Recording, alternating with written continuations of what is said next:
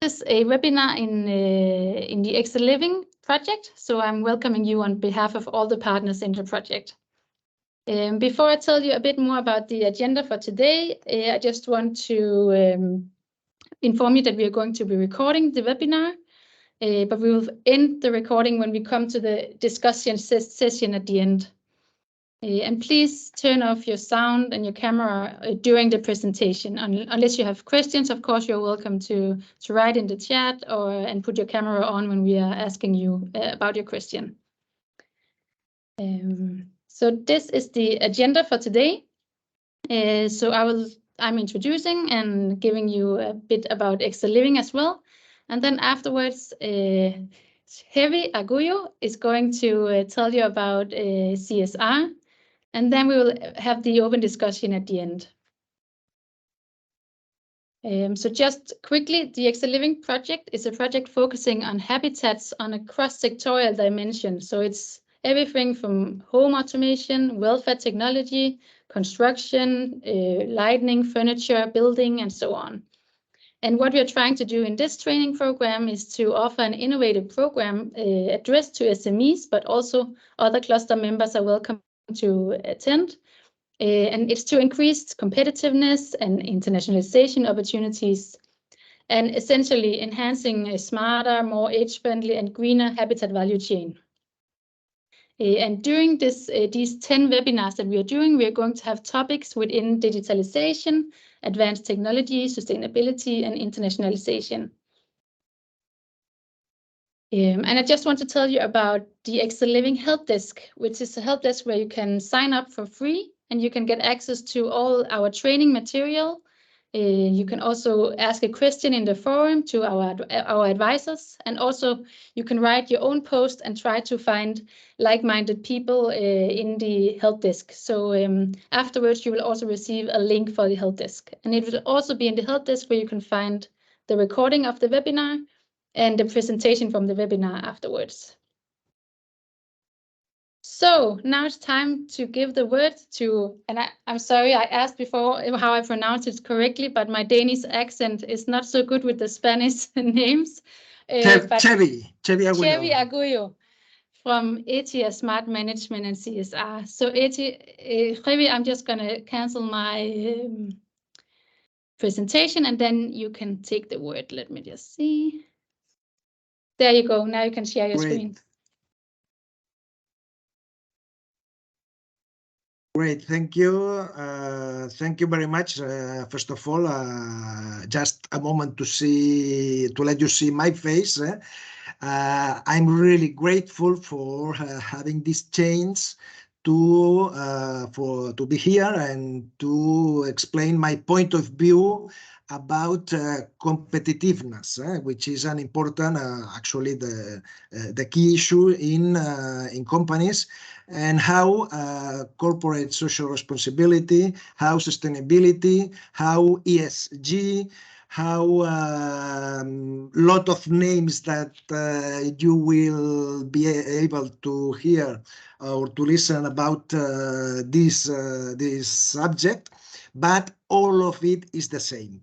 So it means making things with or from a different way. So I'm going to begin with something a bit maybe a bit upsetting, which is a question. Actually, when I began maybe 20 years ago to work in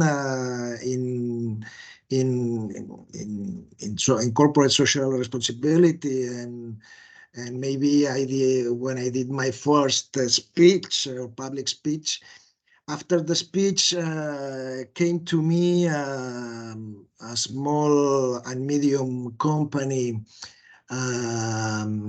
director and asked me, why do I have to go beyond the legal compliance with corporate social responsibility, or any other name, it's all the same, if my clients only ask me for the price? So let me stop sharing at this point the presentation, and I wonder how many of you think of the same, or might think of the same. If you can, I don't know if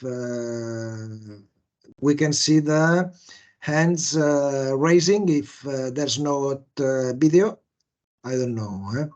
How many of you can open your microphone and say simply me, or not? How many of you feel the same?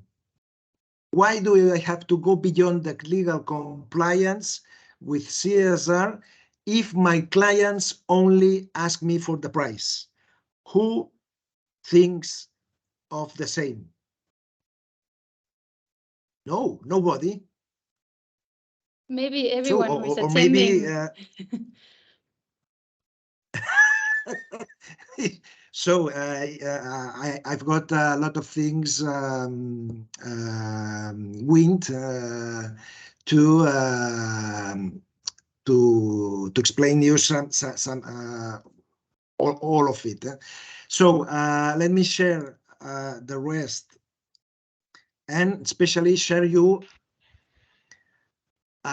maybe you think it's a long time ago, but it's like a fairy tale, but actually it's not, or you'll see it's not. Let me, or let us make a flashback to the 19th century, to the industrial scene in the Victorian era in England or in UK.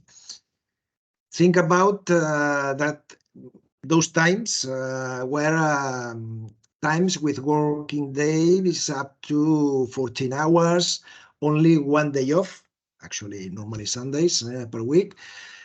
Employment contracts were oral in most cases, no written contracts, no signatures, neither of it.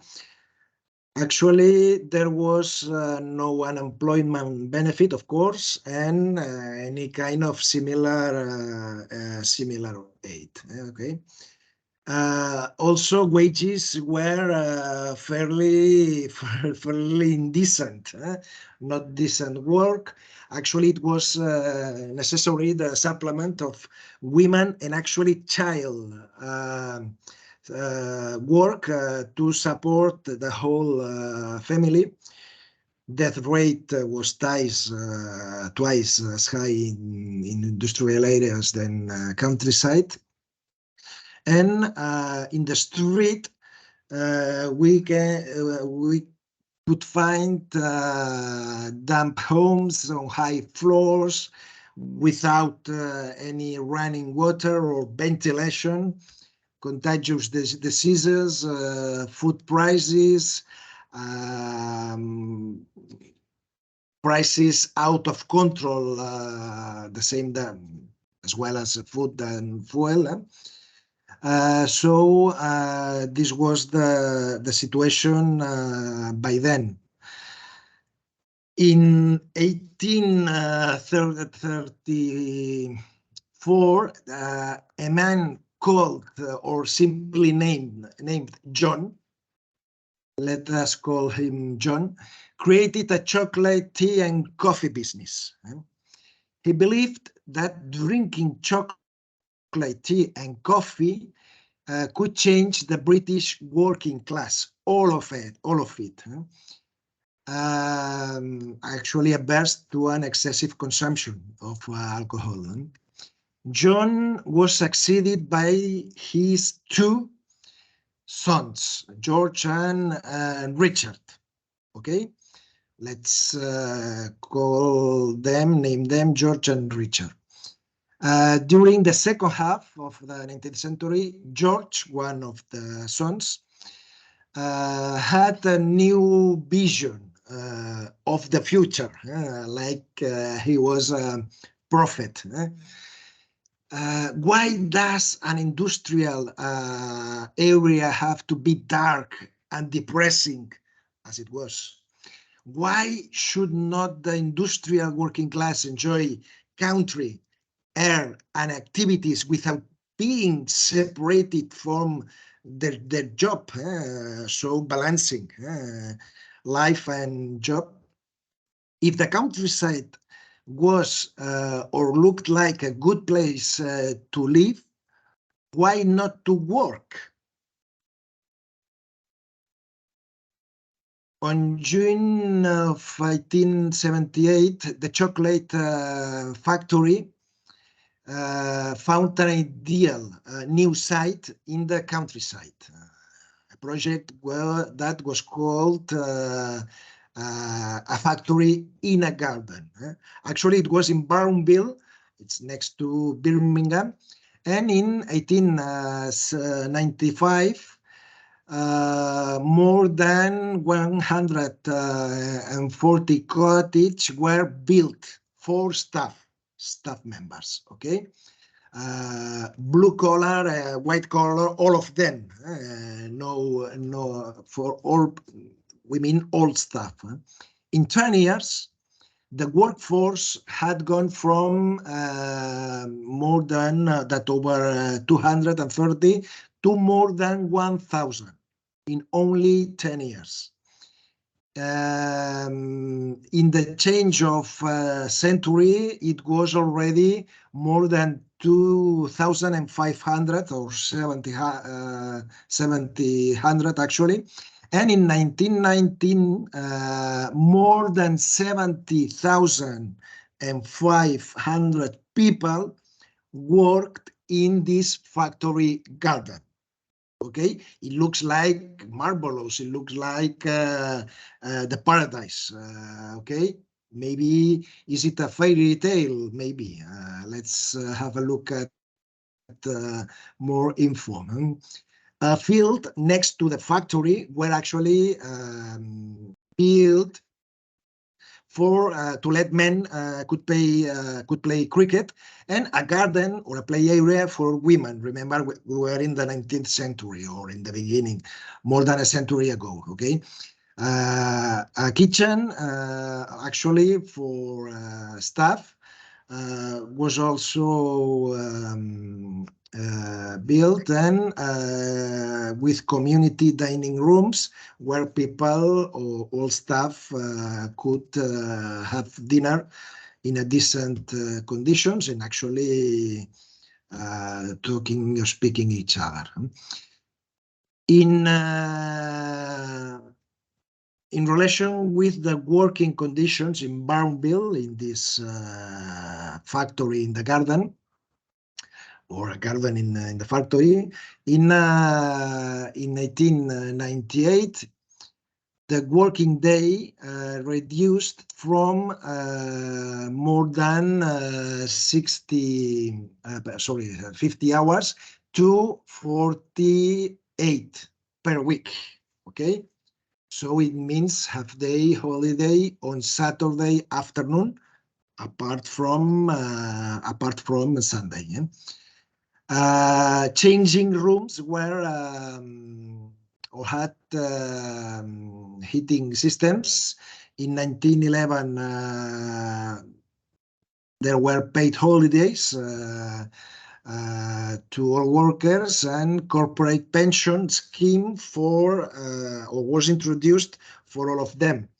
In 1919, there was a reduction of the working day to 44 hours. Okay, it means the whole Saturday.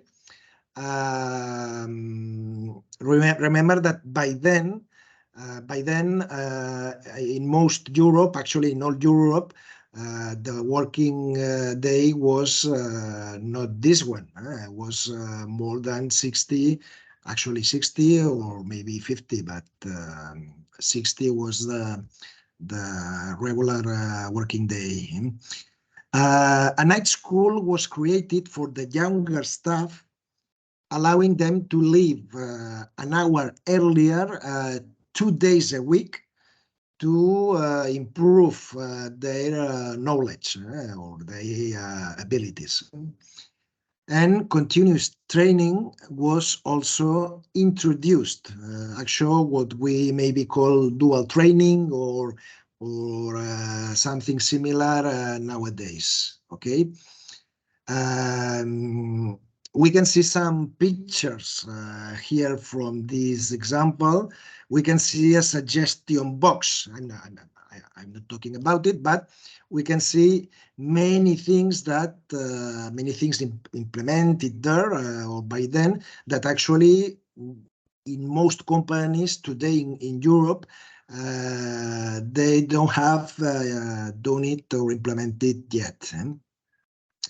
Also, social benefits were implemented or were offered. Okay, actually, they created the sports club for men, and only 3 years after the men sports club, also a women sports club was created. A savings bank account was opened for each employee with 20 shillings for those with a seniority of more than 3 years in the company, and 10 shillings for the rest of the staff. Also, staff suggestion committees were created, and swimming pools, discounts with the train company for those that they don't live there. Joint activities, promoting joint activities between or among staff and among staff and local communities were also promoted. Well, it's not an invention. Actually, it's not a fairy tale. It's a real case called Cadbury, which actually I don't know if many of you have been able to taste the chocolate, the Cadbury chocolate, but it is really good. And actually today it is associated with happiness. And when they celebrated the 100 years, the century, they released this advertisement or these ads campaign celebrating 100 years of happiness. Okay. I would like at this moment to share that it was in maybe in 18 years ago. Sustainability development goals show common schemes to work for sustainability or for work conjointly with all sectors in the world, in our societies or in our communities. Global schemes were not still created, but there was some kind of volunteering activities, not mandatory activities, so activities that were or went beyond the legal minimums, beyond the legal compliance.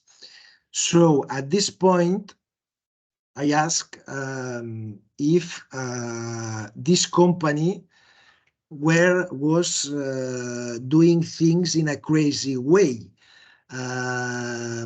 If this company was doing things in a not sustainable from an economic point of view way.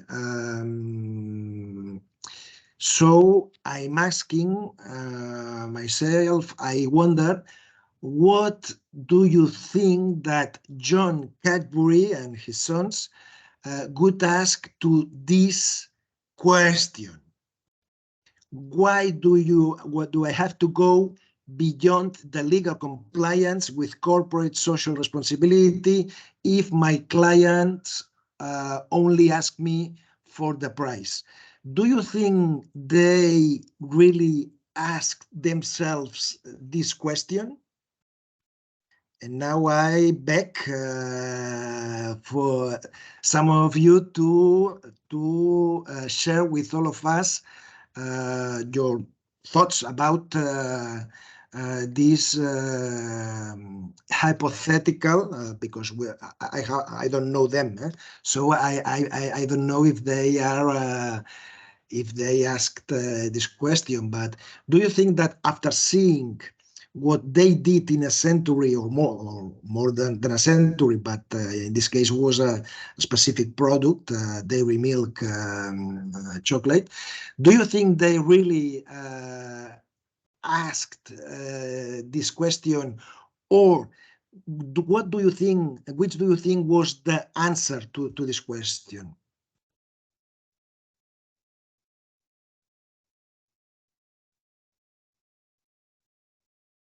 I can wait for 5-10 minutes, think about it, and if someone want to share with us their thoughts.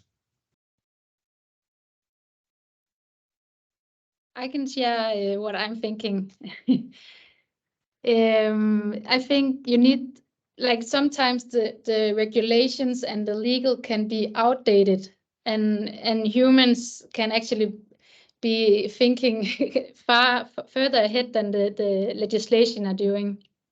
So that could be one argument for why you should not only do the minimum limit in regards to these matters. Yeah, great.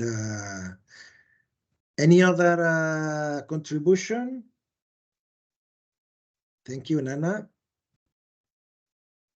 Andrea, Signa, Victor, Björk, Ana Pereira, Marta, Cristina, Navella, Martin Johansen, another Christina. Nobody of you have some opinion about it? What do you think they might answer to this question? In my point of view, it is difficult that they could ask this question to themselves, but actually they had, I'm sure, an answer. What answer do you think they could have? Does it have, did it have some kind of sense, those immense investments in people, in community, in premises in the countryside, or with suppliers? And actually, suppliers were invited to those cottage in the countryside, so that they could share also time in the countryside. So it was like a market placement, or a market. They wanted to get a market or more market share. Do you think that they really built a sustainable business model of business? Nana, what do you think about it? Yeah, I think that should be more than me maybe having a comment for this, but otherwise we should move on to see but some. I've seen your face having a great sense of to answer the question.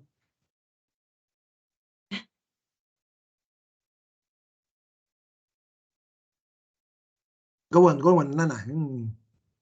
Sorry, I have to ask again, what was the specific question? No, if did they really build a sustainable business model?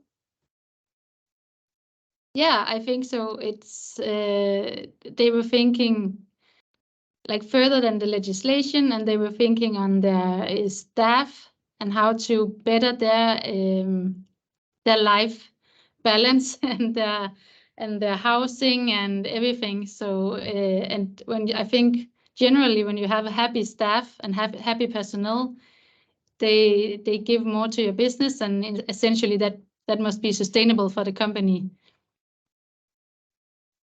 So for them, this question had an easy answer. Actually, they still exist. They have not gone to bankruptcy, neither any kind of things like this. Simply, they did things much more better than any other competitor in the market. Okay, and actually, they used a marketing argument like happiness, because they thought that happiness was a sum up of their business model. So they can use they've got more marketing arguments to go on building a sustainable model and using it, and not telling any kind of actually it was all true, so it's not a lie. If they said the model or the product was happiness, was completely correlated with the position they looked in the market. Okay, so if we have a look to our own businesses, we can find or we can have a look to every piece that builds our business. This is a typical Canvas model. In this case, we take it from the handbook of the Farm CSR project. Actually, more or less, it's the typical Canvas model, but specially adapted in this case to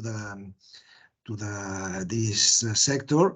But actually, the concepts, the pieces apply to all of them. If we have a look to the supply chain, to our suppliers or partners, we could ask ourselves, could I ask or could I do things better than other competitors? Could I go beyond legal compliance?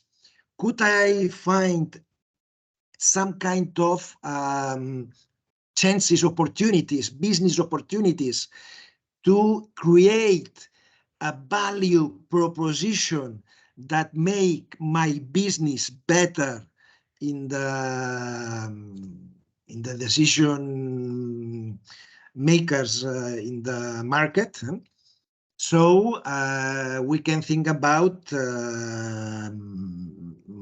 rough materials. We can think about companies where if they are from our territory, proximity-based suppliers, or maybe we only think about price and that's all, no? Because as our clients only think about price, what I will ask to my suppliers is to simply offer me the best price, and that's all. So the question is it the better thing? This is the choice that will lead us to a different business. Will it let us have a good business model to being better for the future of the company? Well, I simply show, I'm not going to give you the answer, you can imagine it, but let's have a look at it, and let's think of ourselves about if we can find chances, opportunities to do things better there. We could also think about the resources we use, and actually the partnerships we could establish long-term partnerships, or using some kind of suppliers that offer us some kind of better options, choices, or maybe partnering with organizations in the community, in the local community, or in the global community. It doesn't matter, in the target countries where we sell. We also can have a look at another piece of our company, which are activities and processes, just to reinvent all of them. We can have a look at the way we work in the company, the way we meet each other, the way we establish policies, the way we invent new products, the way we have a look at the market, the way we manufacture or simply give our services. So can we reinvent or improve or make it in a different way, going beyond the minimum requirements from the legislation, from the compliance, but looking for some kind of opportunities to being better, to lead it to the value proposition to the customers, to our customers. Okay. We also can think about how we, what's the governance of our company? How do we lead people? How do we create value or share decision-making processes, or how we rely on our people to let them being entrepreneurs in the company, so they have some kind of freedom or decision-making freedom. So is there any way or is there any improvement we can include from, or we can find in the governance of our company? Also, employees, of course. Actually, maybe it's one of the main activities or sources in our in the most markets. What can we do better? And actually, we can remain the case of Cadbury chocolates, and how they maybe in an excessive in a way, but it worked. It worked definitively. So thinking about balance of working life and family and personal life. So from a point of view of diversity, in most sectors, we've got lack of blue collar workforce.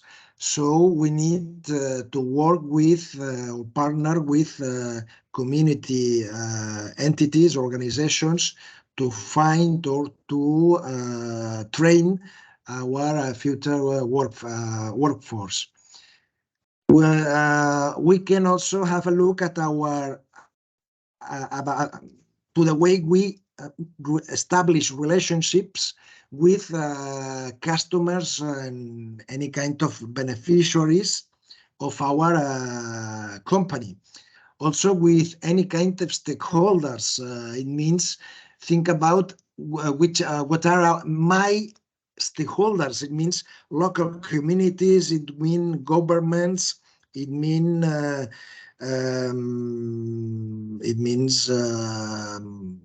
company or business organizations. There's a lot of potential stakeholders, groups that we affect with our activity or groups that we benefit with our activity. What are all of them? They might help us to improve our value proposition. Is it possible? Of course, also the relationship spaces. It means marketing. It means the way we distribute, we make products reach the market. It means commercial ways of establish relationship with clients, with distributors, etc. So there's a lot of costs, of course, but there's a lot of value return. So the same way that, in this case, Cadbury, which remember, it was an SME in the beginning, okay, and it became a big company. But they found a good or a good balance between costs and value return. So introducing innovation to the business in the environmental impacts, in the benefit, in the societal and labor impacts, or in the economic or organizational point of views. And actually, there have been many schemes that we can follow to find ideas, and that every time stakeholders are expecting from us to behave in a good or in a better way than others, and we can feel the pressing of all of them. In all these subjects, actually, the ISO 26000, which is not a certifiable standard, but a guide of ideas on all these subjects: organization, labor practices, fair operating, consumer issues, community involvement. And actually, we can sum up all of the areas in these 5 vectors, which might be governance, which it means how do I manage all the continuous improvement of the company. Also finding changes to innovate in people, community, environment, market. It means not only clients, but also providers, okay, suppliers, sorry. To being able to find a co-responsibility or a co-sustainability. I don't have to doing anything if I cannot get value return, of course. But partnering with clients means to address or to focus or to target my business to a kind of target or a client, a customer's kind that matches their needs with our offer. Okay, so it means that we can find, and every company, actually in the same sector, we can find chances to improve, to innovate, to make our business not only sustainable from our point of view, but also sustainable from a social and a global point of view. Actually, we can find, I'm just finishing my speech, and I let to hope you have some question about it. But we can find many management system schemes ISO, the ISO related to quality, to environment, to security and labor issues, to privacy, like ISO 27001, or the schemes like B Corp. B Corp is a scheme specially related in creating value in by measuring the impact we've got in the environmental or societal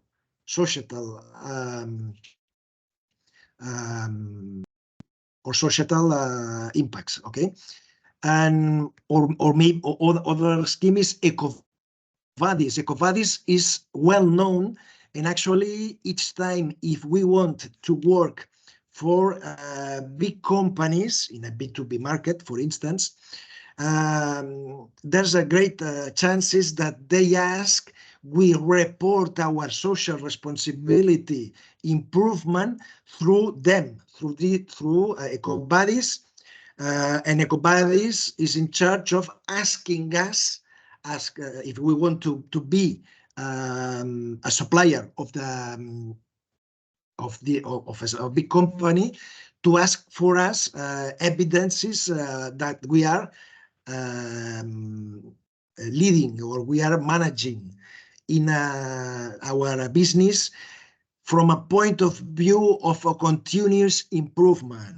It doesn't mean social responsibility, does not mean only costs.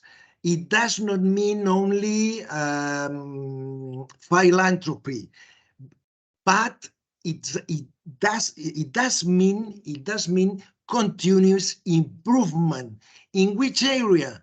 In the area we choose, in the area that can let us build a value proposal to market for being a business with purpose. It means to being on the wave of the current wave, which is called to going from capitalism of shareholders to a stakeholders capitalism. It doesn't mean businesses become all of them NGOs, absolutely not. But it means to take into account all stakeholders to build a purpose beyond simply winning money. And that's all from my point of view. I would be grateful, actually, if you have any kind of question, so I can answer. Thank you so much. And yeah, now I want to urge all of you to put on your camera and ask questions for Javi, if you have any, at least. I can begin with one. I'm interested in hearing, if you come from a small and medium-sized company, this can seem like a lot and it's difficult. Okay, where do I begin? What are the first steps that we can take in order to work with CSR? Could you come with some good advice for which areas should you begin with as a small and medium-sized company?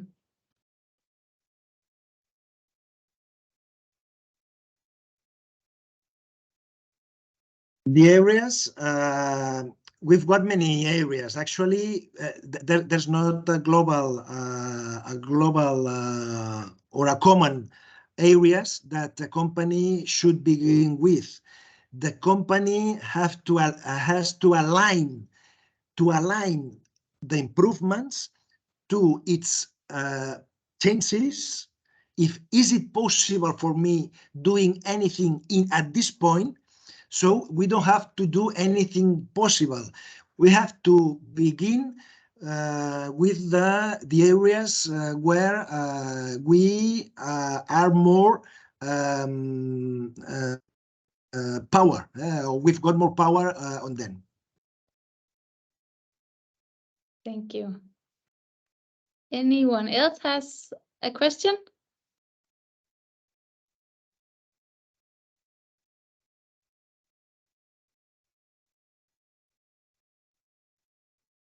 No, okay. I have one more because sometimes when companies are working with CSR, they are communicating a lot about it because they want to use it as a tool to show themselves in a specific way and look how much we are doing.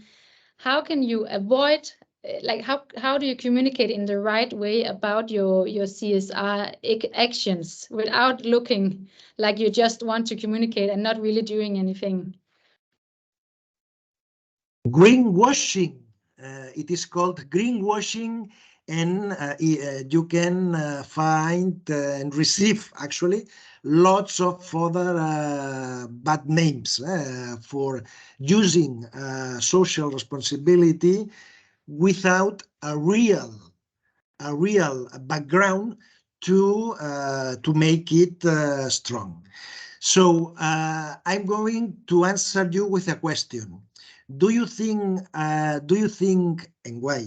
Do you think Cadbury was doing greenwashing with the claim 100 years of happiness? No, not really. Not really when I hear what they actually been doing. So the way you avoid greenwashing is to making it true.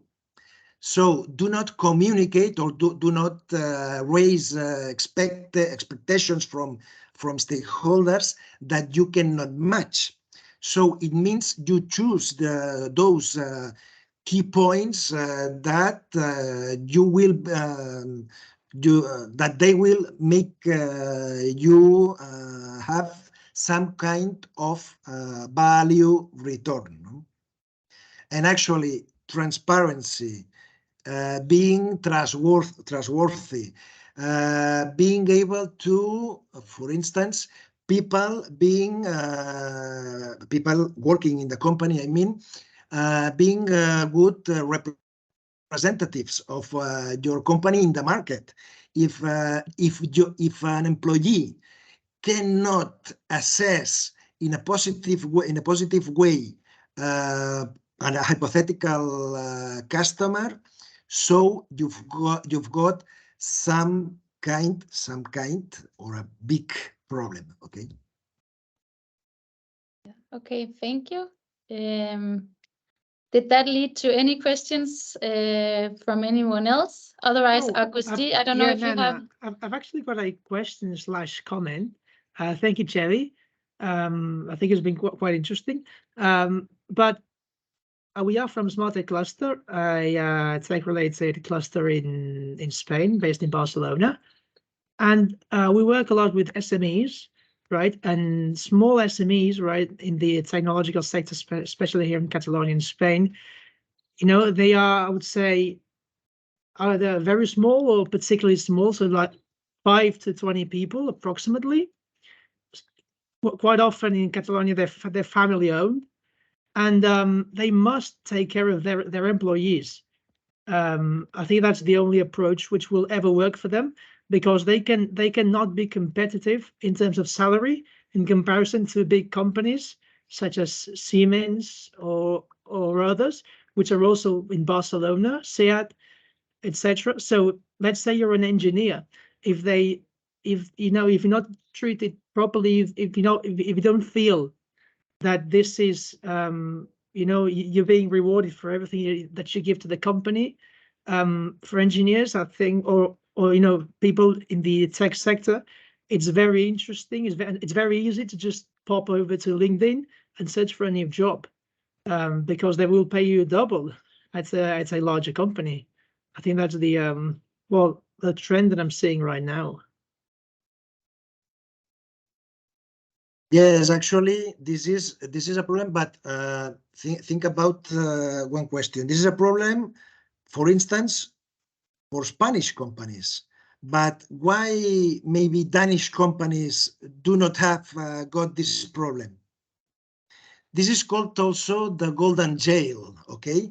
It means that simply if we have a look only at the salaries, is the same way that thinking about those people in the market that only think about the best price.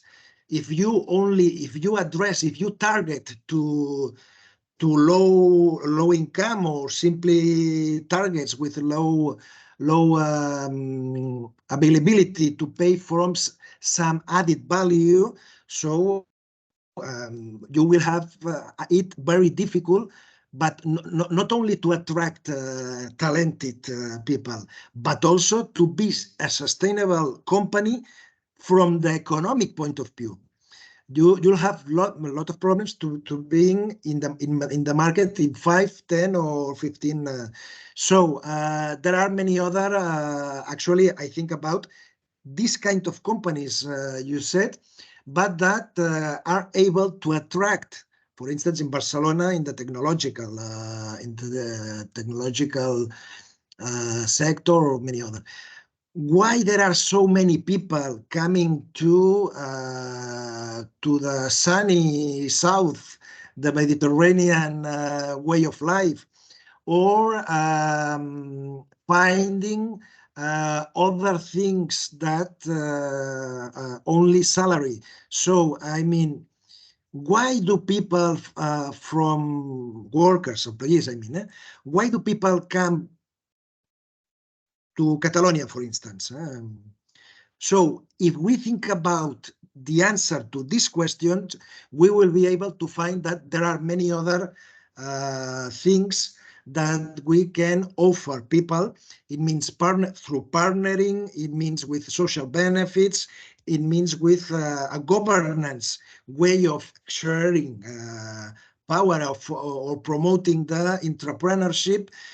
Every company have to be able to do it, because if not, this is maybe a good thing or a question for the Spanish environment or the Catalan environment, but not, for instance, for British or for Danish. Actually, British or Danish, in some sectors especially, they think it in another way.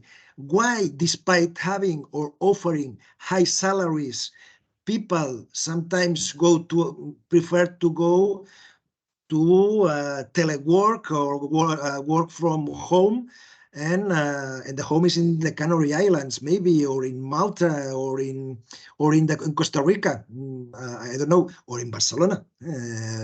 So let's have a look maybe to the people in the market,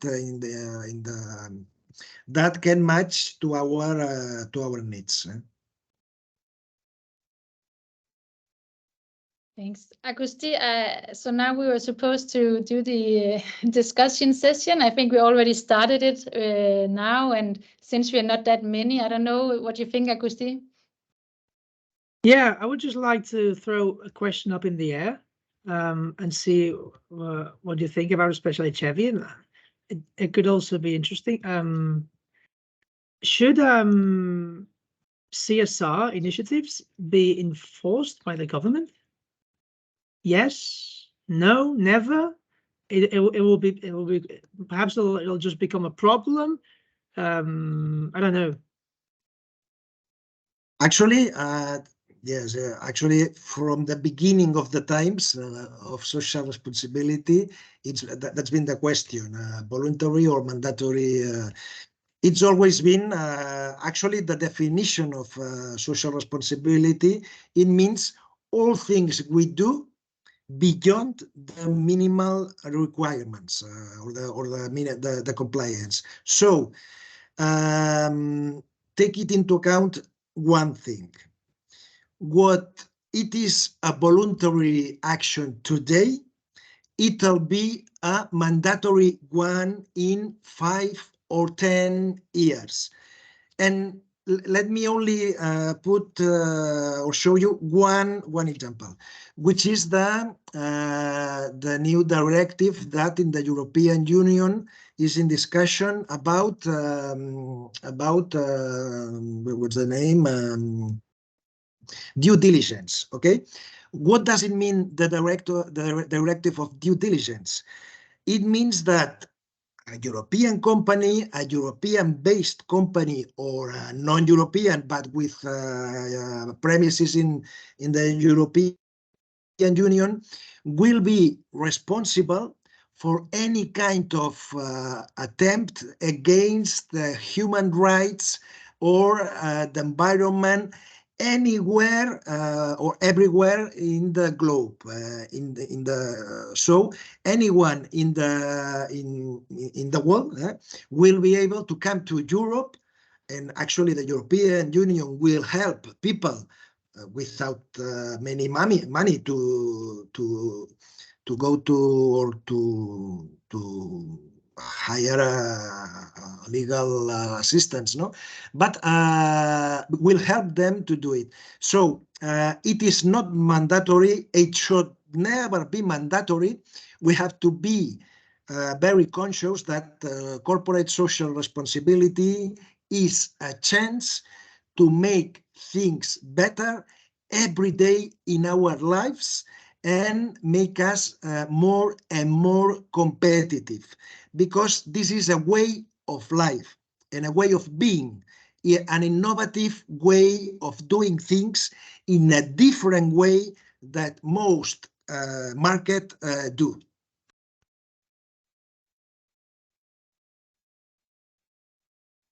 Yeah, I think, Nana, with that final sentence, we can end the webinar today. Yeah, I think it's a good way to end it as well, to make the world better and to be more competitive if you work with CSR. So thank you so much, Jerry, for the presentation, and thank you to the ones participating in the webinar. We have another webinar on Thursday about circular business models. I will send you the link for it in the following mail I will send you afterwards. But thank you so much for joining today. Bye. Bye. Thank you very much. Take care. Bye. Thank you very much. Goodbye. Thank you very much.